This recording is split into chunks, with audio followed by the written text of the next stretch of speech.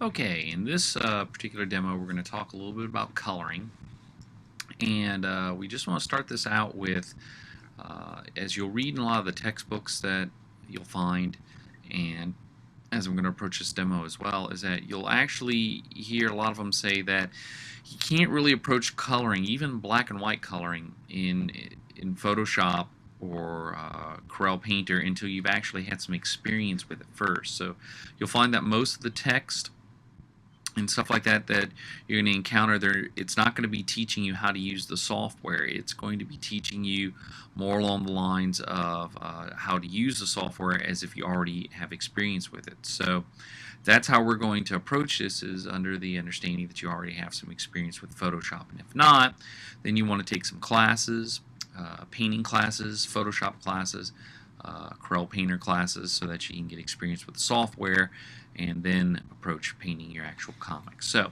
that being said, we're going to start by turning off all our layers here, but this is what our final piece is going to look like, and I'm going to walk through pretty much each layer and kind of talk a little bit about what we did and relate that to actual Photoshop techniques and ideas that you can use. So typically, you may get the actual file sent to you by the comic book company, major companies, DC, Marvel, Image, and stuff like that. And if you're going to do any digital inking with like a Wacom tablet, they're going to send you the non-reproducible blue lines, and you'll actually ink on another layer above it. But if you're going into the color stages, you're going to get the files from the inker, and he's going to probably have already inked all of it, so you have nice, sharp, crisp blacks. Now, as coloring goes, you're going to have some typical palettes open that you're going to be using an awful lot of. You'll have your layers palette because you're going to clearly ink on layers so you don't damage your original artwork. You have history so that you can go back and trace back some of the steps that if you want to go back to a new starting point, you can. Paths help us isolate areas in particular so that we can create masks and not color over areas that we want. And of course our brushes, so that we can do custom brushes, or the brushes that we select we can rotate, flip, and change some effects on them if I want to paint at different angles as well. So if I'm going to color my file, one of the first things I have to do is I have to make sure that my image mode is in CMYK, because that's what we print in. So if it comes to you in RGB mode, that's not the mode that you want to be in. RGB is for web. CMYK is what you're going to want to paint in if you're actually going to get it printed, and it gives you truer colors of what it's going to look like. Unless you know you're directly going to web, in which case then you can just paint in RGB because you know it's going to go directly to web. But I strongly advise that you start in CMYK, because even if you do go to web, if you start painting in RGB for a web comic and then you convert it to CMYK for print, you're going to notice that your color is going to totally change globally and get a little darker. And so you might want to just start off with CMYK color, and then when you change it to RGB, it'll actually make your colors a little more vibrant and brighter. And of course, grayscale if you want to be in black and white and shades of gray. So we have our nice sharp black, and what I did was I actually isolated through a path so that I could isolate my panels and the figures as one whole unit, so that once I have that done, I mask them out so that I can make sure that I've gotten everything and I've left nothing unisolated. So now I marked off the areas of where the bleeds and everything are going to go, so that what I want to do now is I kind of didn't like the whole open background thing, and of course before you go changing the artwork, you might want to check with the penciler or the editor first, because they may want this kind of look. But since we don't have to worry about that, what I did was I created a layer where I imported an image in of an alleyway, like so, and ran some effects on it so that it would look a little more hard-edged. But that way it kind of sets a scene, because in the third panel here we see that they are fighting in some kind of alleyway of sorts, so I wanted it to look like they weren't floating and created an actual effect. But they still look like they're kind of floating, and I created a gradient using the gradient tool on another layer, and then of course that layer set to multiply so that the alleyway layer can shine through it and look softer and more blended. And now it's helping to create a more of a light source. And since it's not black and white, again, I filled the entire layer with a colored gradient that I wanted to do, this blue. But then I used my path to isolate them and delete them out of the layer, so that it's like punching a hole through it. And from there, it starts to take on a look, but it's still a little dark. So I created yet another layer where I drew a circle like a spotlight, softened it using my blur feature of Gaussian blur, and then punched a hole out of it. But now I set the blending method, and I started playing around with the different blending methods that I could use. And you can, of course, play with it in different ways, but you can see where it's a soft, large white circle that I then softened with a blur feature that I can, play with any kind of combination that I want. But in the end, I wound up choosing soft light because it still lights the alleyway enough, but does not affect my darkness and still helps contain that mood.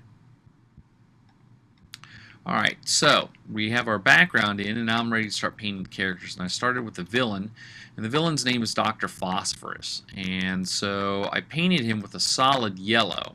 Let me show you what it looks like without a blending mode on it. I painted him with a solid yellow, but I didn't want him to be quite so opaque. So I set the solid yellow to a blending mode of screen, so that it now lets the black shine through and gives him this really kind of whitish sort of look with some yellow edge to him.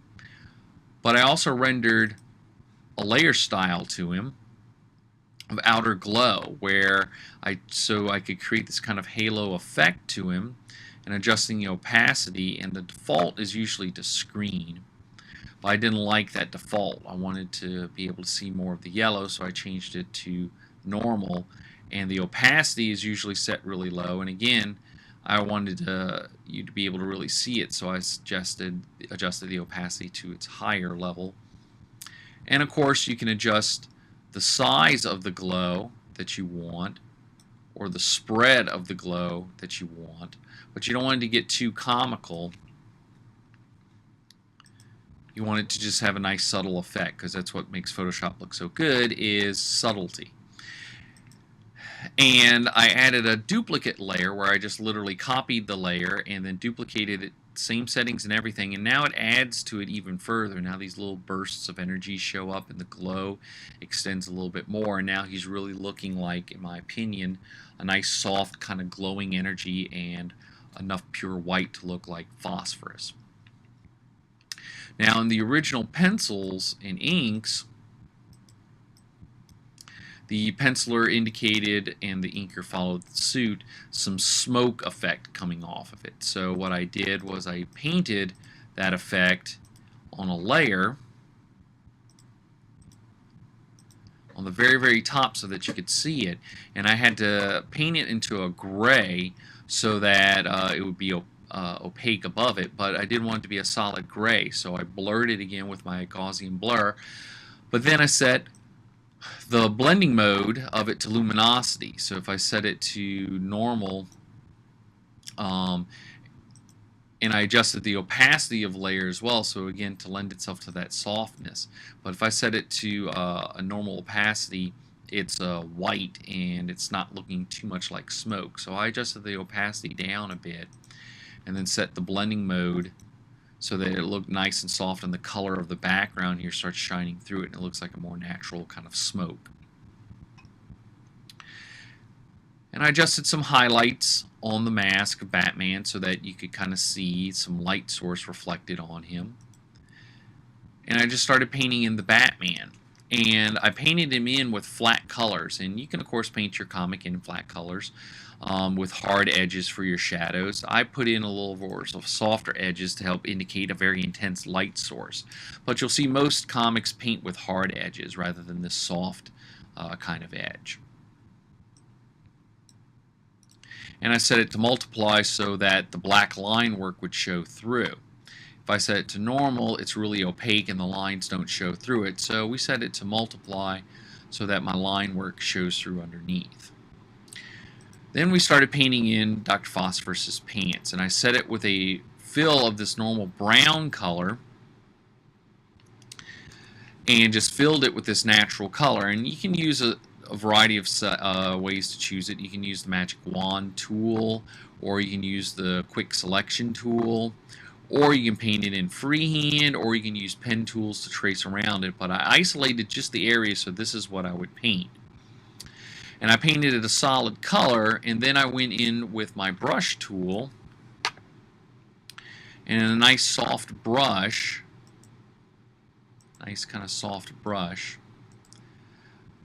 I then set the brush to like a screen so that when I paint over onto the color, it will actually create those highlight effects that you see.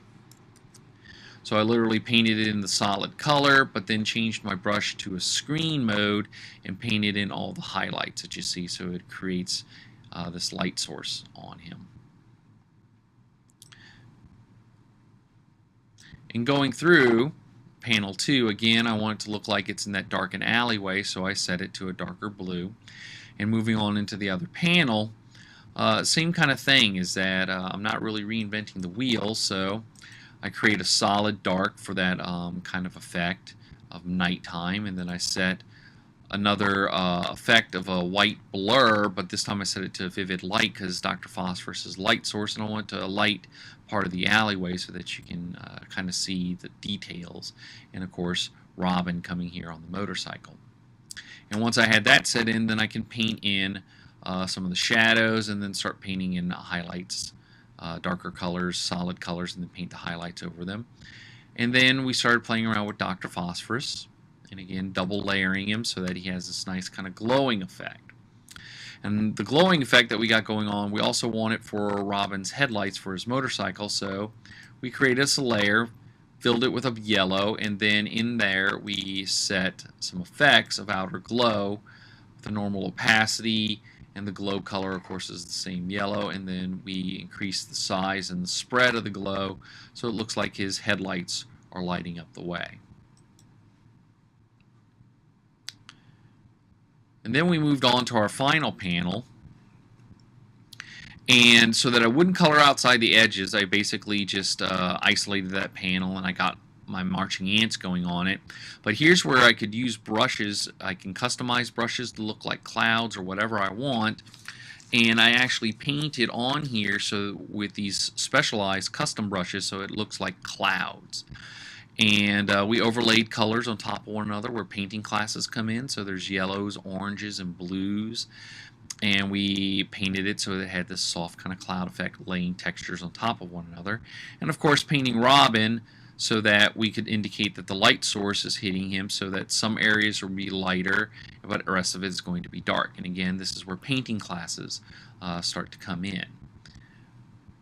So this is essentially what you would have for your colored panels, and you would paint and try and keep all your stuff on particular panels, panel 2 or 3, and your final panels or whatever, so that you can organize things. You would organize things in groups as well if you wanted, so that you're not scrolling through umpteen layers of stuff. So again, Photoshop knowledge comes in handy with this beforehand, and so do painting classes as well, so that you're just applying what you know digitally. And one last thing, if you're doing this manga style and it's just black and white and shades of gray, then you would want to set flat colors sometimes with your grays. But say you want that kind of dot pattern that you see a lot of times in mangas. Well, the dot pattern is achieved through filters in Photoshop, and I'll show you some of those filters right now. And the filters are going to be affected by the lightness or darkness of the gray. So the darkness here is darker than this gray, so that when I do the effect, it'll still give me the same effect, but it'll be lighter here and darker here. So basically what you're going to want to do is paint everything in the way you want it, and the effect that I'm going to show you is directly related to the image size. So right now it's at 300 dots per inch at 10 by 15, so it's going to give me nice small custom dots. But if this were 72 dots per inch, then it's going to, based off of the screen resolution, it's going to give me large dots. So Always work with a high-end resolution as if you're printing, and then you can always size it down later to 72 dots per inch, and the dots will still stay small. So select the layer that you want to create the dots on, and you'll go to Filter, Pixelate, and Color Halftone. And what happens at this point is that your color halftone comes up and you can set your maximum radius. The default is 8, and that's usually fine. So that when I set it, it starts giving me that dot pattern. Right now it's giving a moire effect, this kind of shiny effect, because my screen resolution is I'm too far away from it. But if I actually zoom in, you'll see that it actually gives you that dot pattern that you see in the manga strips.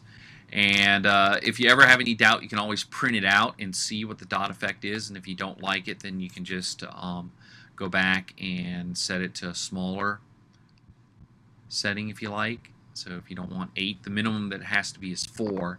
So you can always set it to a smaller effect. And then, of course, as you zoom in, you'll see that your dots are actually there. And there's other ways that you can set dot effects as well. You can, of course, use the median effect, which will give you a variety of dots. You can also create noise by add noise. And the higher that you set the setting, the more noise that you're going to get. And you can also set different types of effects as well, as far as you have filters that you're really not going to see too much effects on, because they're solid. If you're dealing with flat colors, and you're really not going to see different kinds of your filters on it. But creating dot patterns, you have another one which is called Mezzotint that you can set. And we're going to set it to something really kind of high here so that you can kind of see what happens. And of course you can set it to different effects and still get yourself some nice effects to the actual artwork as well. But these effects will add noise and dots to your actual flat colors. And so you'll actually see an effect on that. So that's pretty much it on how we set the dot patterns to create manga effects, or how you're actually going to set things up for coloring. And again, take painting classes and Photoshop classes and learn the software so you understand the principles of light and shadow a little bit better, so that you can apply that knowledge to your actual paintings in Photoshop.